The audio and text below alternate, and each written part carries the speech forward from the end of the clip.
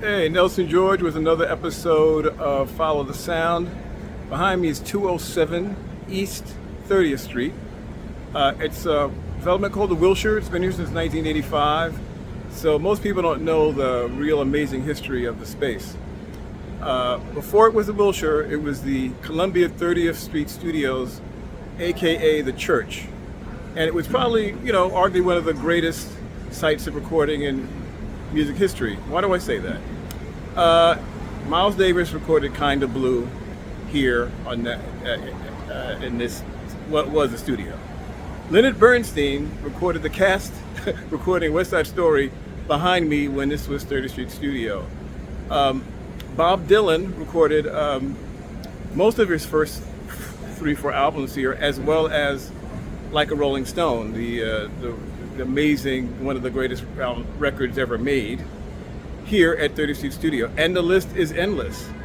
This was the prime recording studio for Columbia Records, when Columbia Records was the dominant record company, I think, of the late 20th century. So we're talking about everything from Mitch Miller doing corny albums for mainstream America, to albums by all the great jazz greats on the label. Billie Holiday cut here. Jesus, it's just Gil Evans did some of those amazing arrangements. They were done, so many of them here at the Church. So it's a seminal spot, and I want to highlight one of the producers who worked here, who hasn't got enough credit. One of the most important producers of the '60s, who most people don't have any clue about, is a guy named Tom Wilson.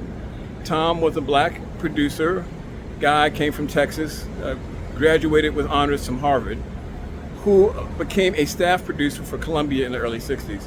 So it's Tom Wilson who either fully produced or partially produced 5 of Dylan's first albums, including "Like a Rolling Stone," which I mentioned earlier.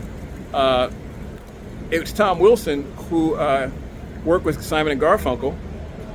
They had basically broken up at one point after recording "Sounds of Silence."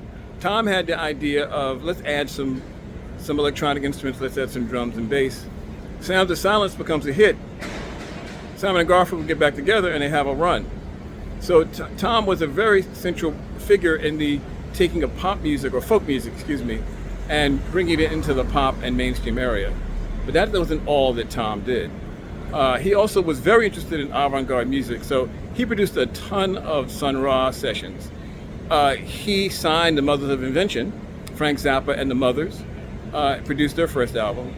He worked with Velvet Underground, worked partially on the first album, and I think totally produced their second. The range of music, when you think about Simon and Garfunkel, Dylan, Mothers of Invention, Sun Ra, Cecil Taylor, who he also worked with often. So Tom Wilson's one of the underappreciated figures in American music, and he worked a lot in this building behind me, which was once 30th Street Studio, Columbia 30th Street Studio, the Church. Nelson George, Follow the Sound. More to come. Please subscribe when you get a chance.